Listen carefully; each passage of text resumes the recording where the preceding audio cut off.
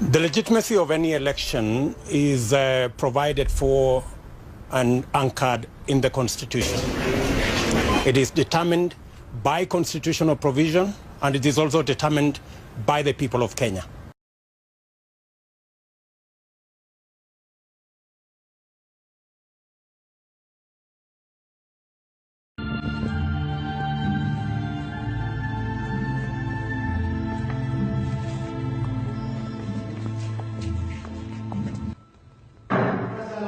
Par la soumission et l'affection de ses frères, continuer à œuvrer pour le bien de l'ordre, ainsi que pour l'honneur et la gloire de tous hommes. D'architecte que l'univers met des marbres de constance pour remplir cette obligation solennelle que je prends grand maître de la Grande Loge du Gabon.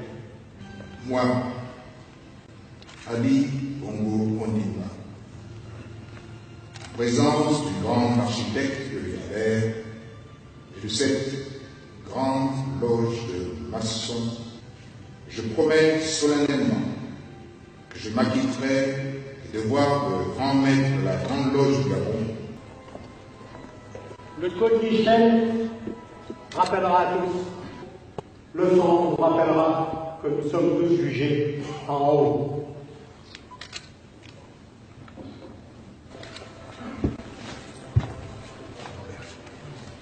Moi Salomon, que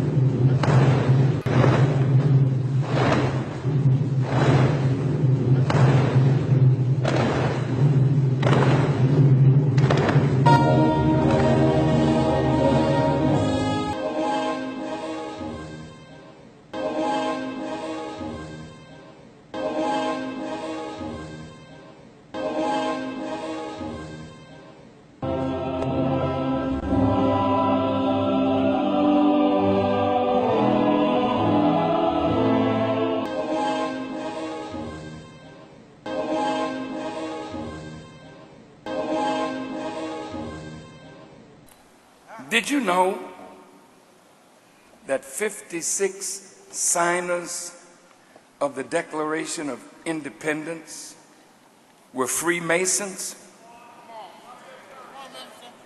I'm going into your secrets for a minute.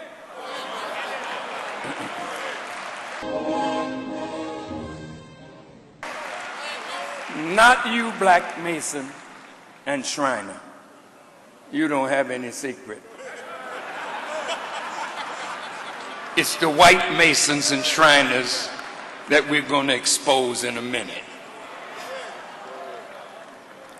Even a lot of the brothers who are Shriners are clueless as to what's going on. They're just going on. Are you aware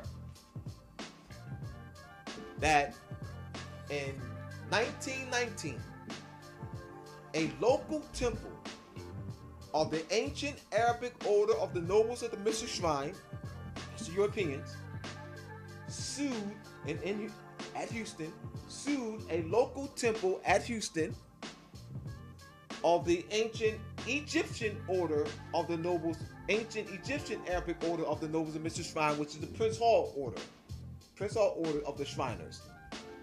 The Europeans filed in the local chapter, the European local chapter of temples filed an injunction against the brothers, forbidding the brothers from wearing their own Moorish fez, using their own Moorish garb, using their own Moorish names, regalia, crescent and a star. Now, the brothers were unaware. They were clueless.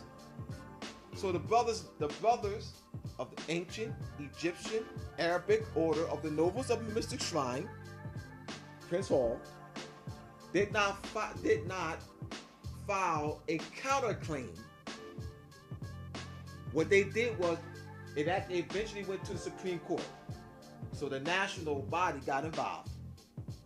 what the Prince Hall Shriners did was file an appeal stating that they had a right to establish an organization under the Act of Congress of May 5th, 1870.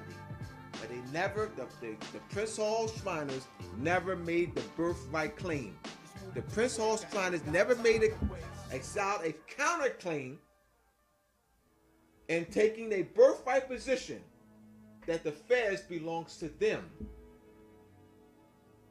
They only made the claim that they had the right to establish an organization and that their right came from the Act of Congress of May 5th, 1870. Come on, my Shriners. Come on, my brothers. Prince Hall brothers. This is your birthright.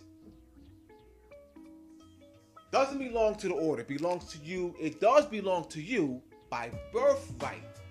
The fairs, the names, the crescent, the star, the paraphernalia belong to you by birthright. So Europeans have traded place with us. They have a nerve to file an injunction against you. All right? Thank you. And listen to this.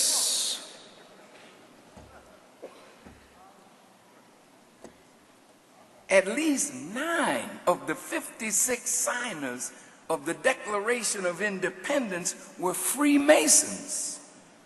George Washington, Benjamin Franklin, James Monroe, John Jay, John Hancock, Paul Revere, John Paul Jones, and James Otis. Later on in 1870, out of Freemasonry came a higher order of Masons called the Shriners. Now, the difference between Masons and Shriners is that to be a Shriner, you must be a master Mason in good standing. Now, those of you who don't know anything about this, just hold your seats. I'll get back to you in a second. A Shriner belongs to the ancient Arabic order of the nobles of the mystic shrine. But wait, what kind of language is that? And all their temples or mosques are named after cities like Mecca, Medina, Syria, Aleppo. These are all parts of the Muslim world. So Arabic is in their name to describe the nobles. And a noble is a hereditary class that has special social, political status in a country or state. And all white Shriners. So, Farrakhan talking about white, black colors, which white and black are not colors, right? Okay, so, you know, white, he's talking about a person, so... White. Right, so he's talking about a noun, right? Talking about a noun. So a noun, white as a noun, white color or pigment. So we all learned that white is not a color, right? So, and this is, I guess, being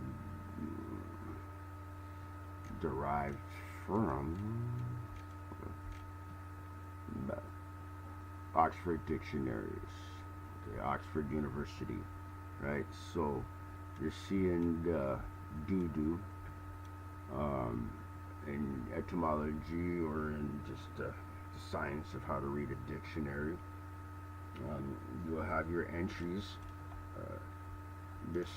all these first, second, third, and the parts of speech, the adjectives, the noun, verb, are connotative, right? And they'll even go so far to misguide you even more with these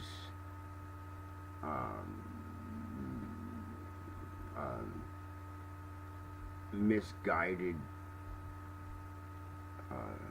non-correct language and speech, right? Okay, so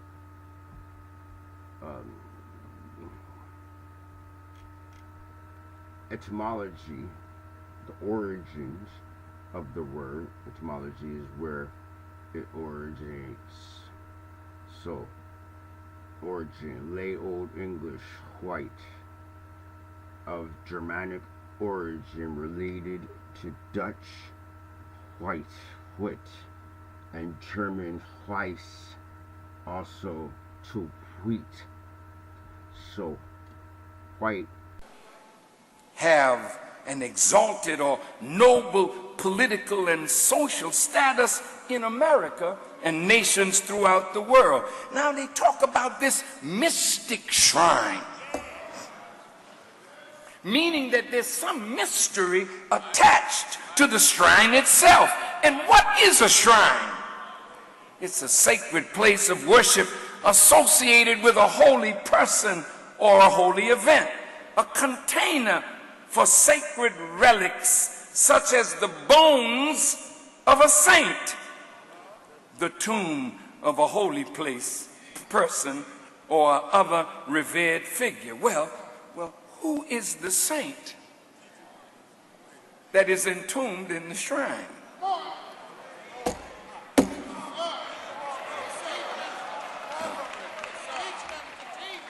boy. Who is that holy person whose bones are in that shrine? It's not just the bones of an architect of King Solomon's temple. No, that's cheap stuff. What is entombed in the shrine are the bones of those who are connected to the originator, and with him are the architects of that which you call universe and all therein. Now, this holy person is now entombed in mystery, meaning that there's a secretive knowledge of that tomb that is only given to those who are master masons. These people are called Muslim Shriners or Muslim sons.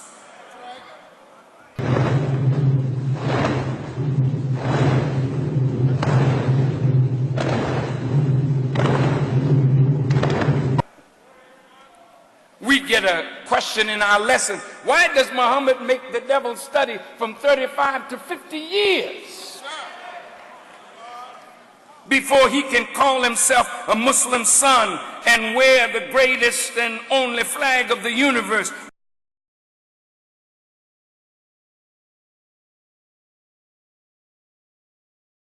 Why must he add a sword on the upper part? Oh yeah, there, but make it big, man. Let the people see what I'm talking about.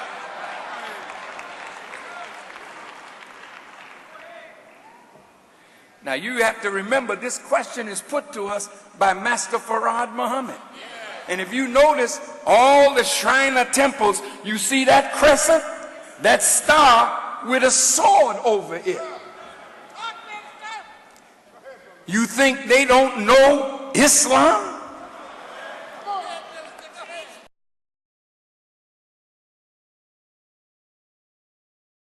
CanaanLand Moors presents Common Sense Quickies.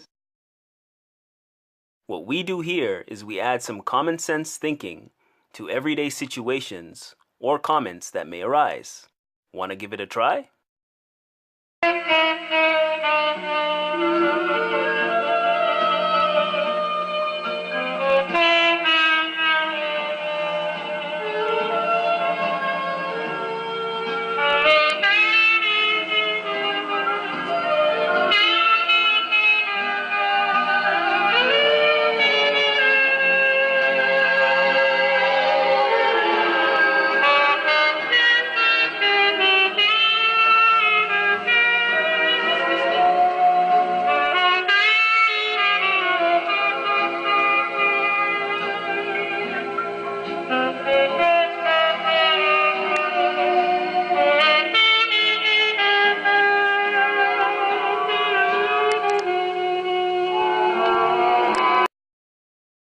Common sense was made before book sense.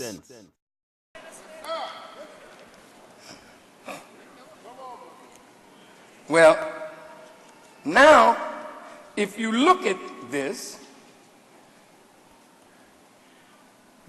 sword is over it, meaning that any time that any Shriner reveals the secret of what's in that tomb, they would pay with their lives.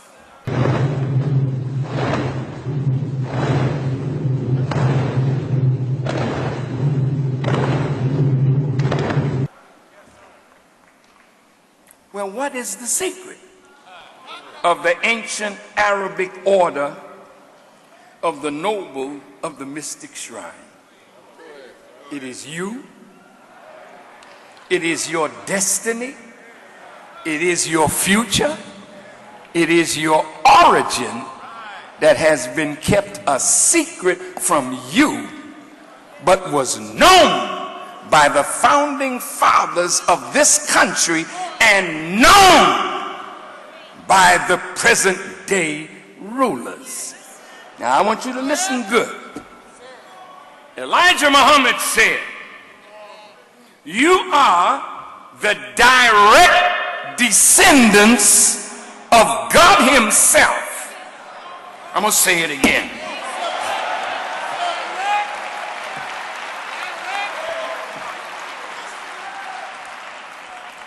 You are the direct descendants of the originator of the heavens and the earth, and you are the natural Khalifa of God himself. Listen, listen.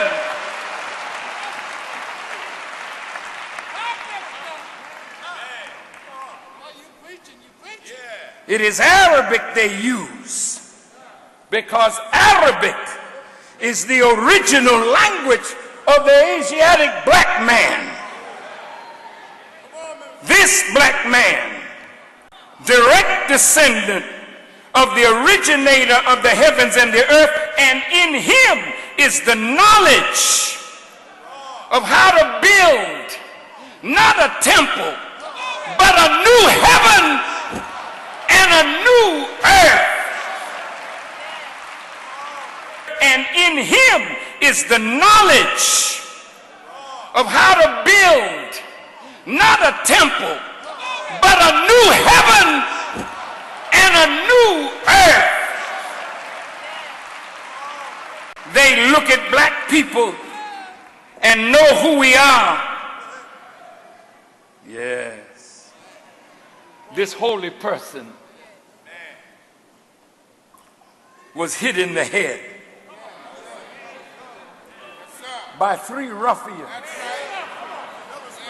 Jubilah, Jubilo, and Jubilam. And when he was hit in the head, he was carried to the north country and buried in a shallow grave with a sprig of cassis coming up from the grave to let the world know that there's life down here. But who can get up the man in the tomb? Nobody but one with a master grip. Nobody but one with a lion's paw. The Bible says there's a lion asleep in Judah. Who will wake him? The Bible says there's a lion asleep in Judah. Who will wake him? No pussycat can wake up a lion. No pussycat can wake up a lion. And this pussycat leadership will never wake the black man up. You're too weak in your effort to free our people from the hand of the oppressor.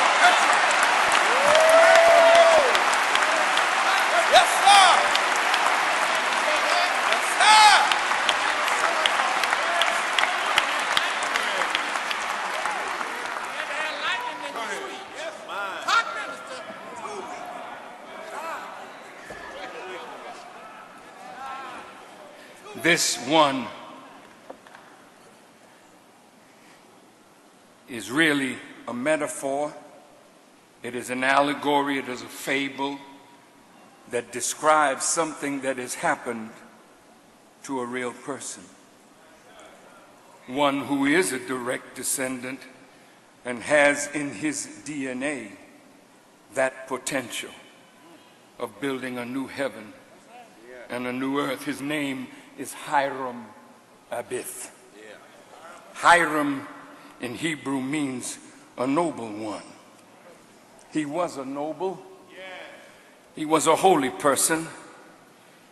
And in the story, they put him to death and they buried him in the North Country, North America.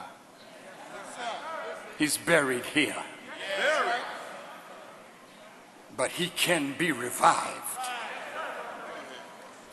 The secret of Hiram is the power of the enemy through the Freemasons and the Shriners to lock down the black man and make sure that he never rises. The Masons and the Shriners, the white ones, are like that stone that was at the tomb of Jesus to keep Jesus from rising, but an angel came and rolled the stone away, and when they looked, he had risen.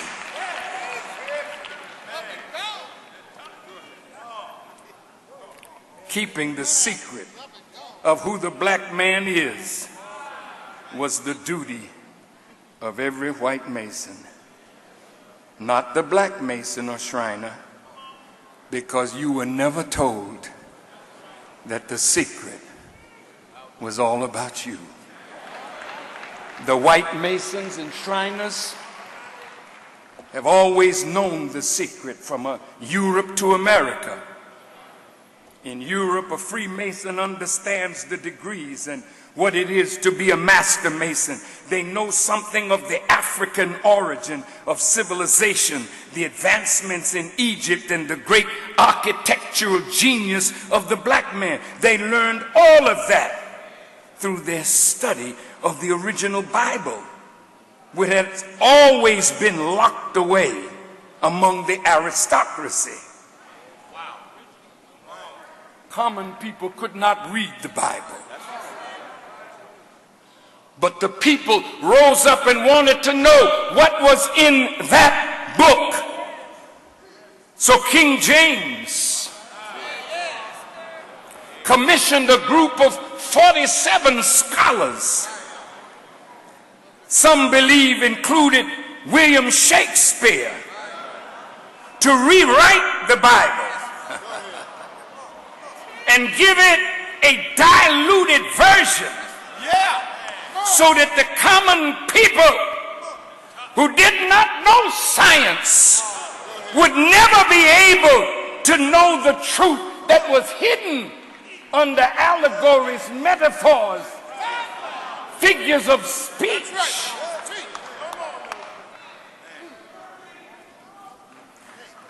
Think about the wisdom of the people who adulterated or changed the Bible. Think about the language and its use of allegories with the imagery of animals, birds, and fish to describe another reality. All this is to hide what is really in the scriptures. These 47 scholars knew the sciences. They knew astronomy, they knew botany, biology, zoology, chemistry, physics.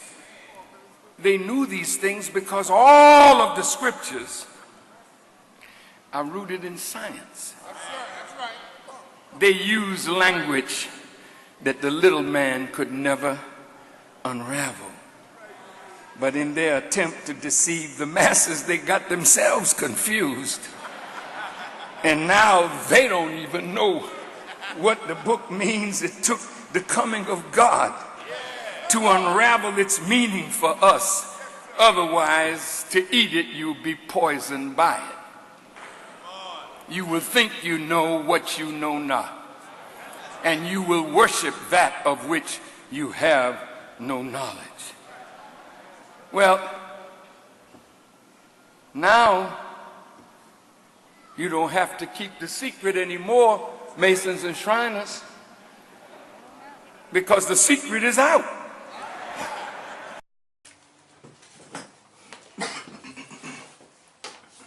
Five on the left, two on the right. Allah, the Father of the universe. Allah, the Father of the universe. Father of love. Father of love. Truth. Truth. Peace. Peace. Freedom. Freedom. And justice. And justice. Allah is my protector. Allah is my protector. My guide. My guide. And my salvation. And my salvation. By night. By night. By day. By day. To his holy prophet. To his holy prophet. Noble Juali. Noble Juali. Islam. Islam. Islam. Islam. So, being that the words getting out more and more, every day something's going on. Somebody's coming out saying that they know something and they found out something and trying to put our people on to really what it is. Islam to Brother Tez, Brother Miz, and a few other Moors that sent us the separation or death speech. Minister Louis Farrakhan, once again putting it on the record, Noble Juali, connection to the NOI, connection to Garvey, and the honor and respect that he has for, Prophet Noble Juali. We know that it's the end times right now because everybody's being flooded. Info is just everywhere. Nobody could escape right now. You say they don't know. Right? Nobody could say they don't know. If you're saying that you don't know it in these days and times, then you're probably about to go down with the ship. Right? We just wanted to play, for the people who haven't heard it, the separation or death, so the perspective can be put that this is not quote unquote, well, I mean technically it's a Moor talking, right? But from the public perspective, this is one of these black leader people, right? Giving this type of honors to Noble Juali and connecting Garvey to it and the organization that he's even part of.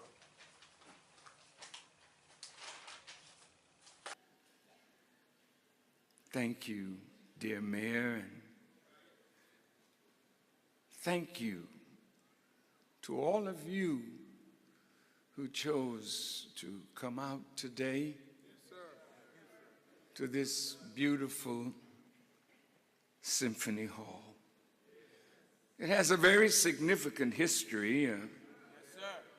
We understand that this hall was originally built by the Shriners in 1925, and it was called Salam Temple. Go ahead. Come on. Go ahead. Oh, it's going to be that today. Go ahead. Yes, sir. And colloquially, it was known as the Mosque Theater. Go ahead. This great city was the headquarters of the great, honorable, noble Drew Ali.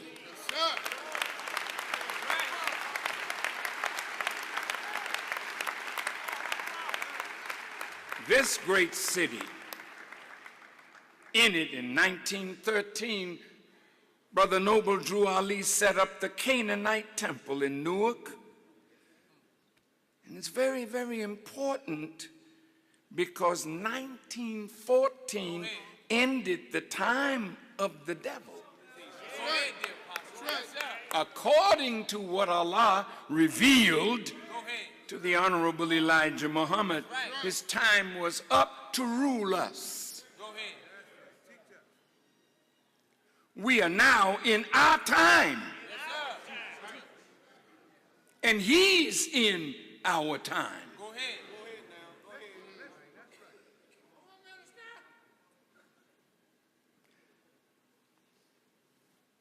is very important because Noble Drew Ali was the prime predecessor of Master Fard Muhammad bringing Islam to the black man of America.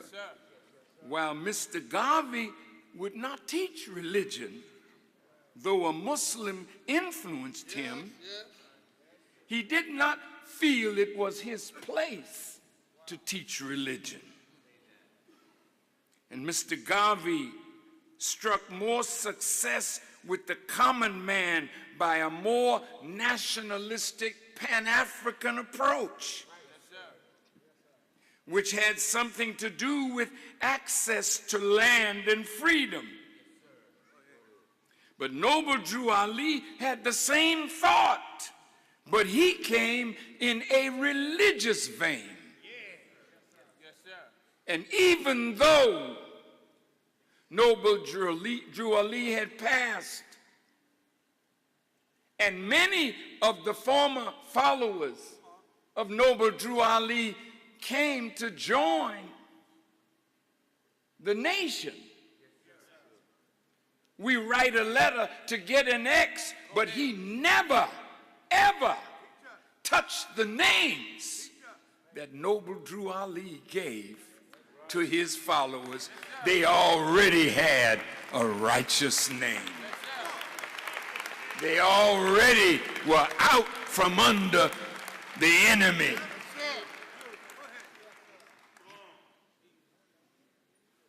One of the first lections that I ever heard after the Savior's Day address that brought me into the nation, Elijah Muhammad gave that address in New York City under Brother Malcolm in the same hall where Marcus Garvey used to hold his meetings. And I had just come in the nation, and I was in New York, and Elijah Muhammad came, and that day he ordered us to always show honor and respect to Noble Drew Ali and Marcus Mosiah Garvey. And that stands to this very hour.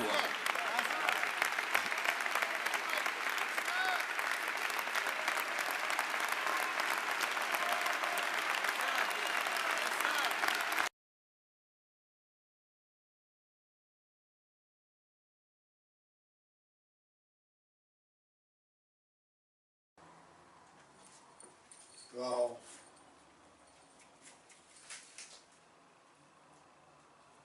we already know that this idea of not mention Noble Drew Ali, not bring Noble Drew Ali up, is part of the ongoing campaign to keep the nationality and birthrights argument out of the people's mind so that it's not in the public, right?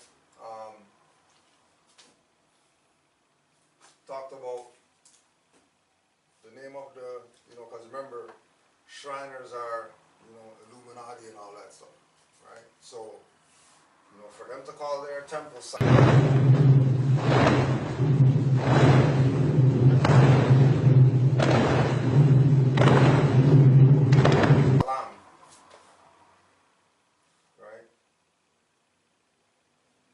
to be at a place called Mosque Theater.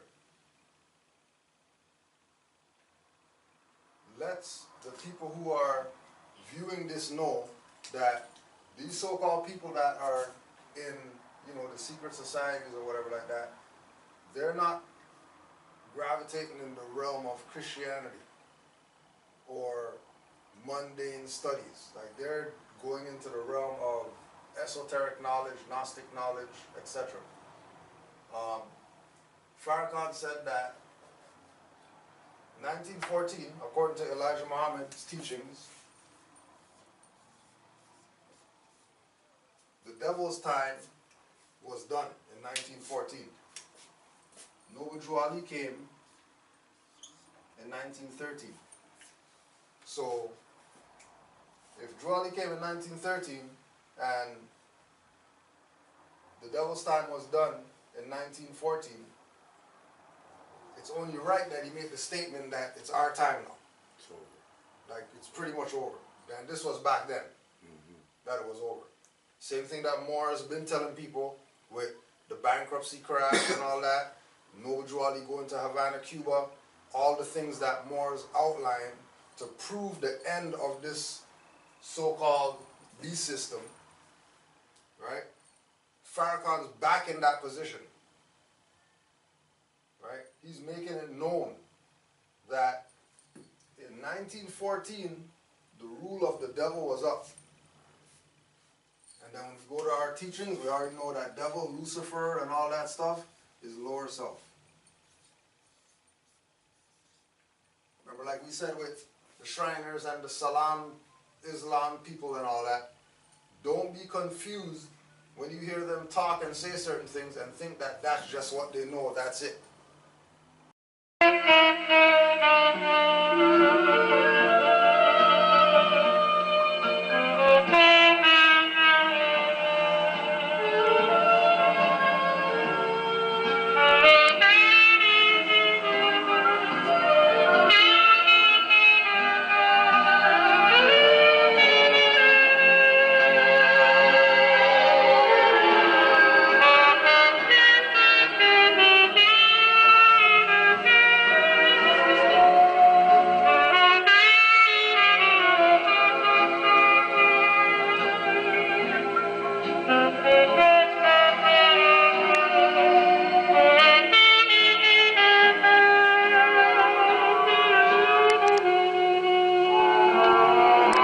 If he said the devil's rule, trust that he's not talking about some white man or whatever like that.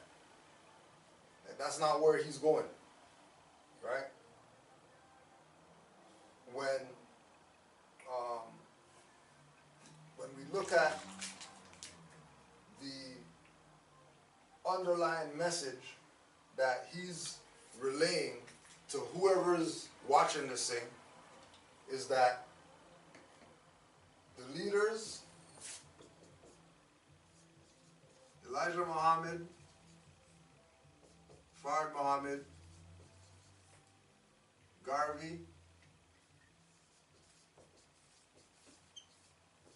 and Noble Drew Ali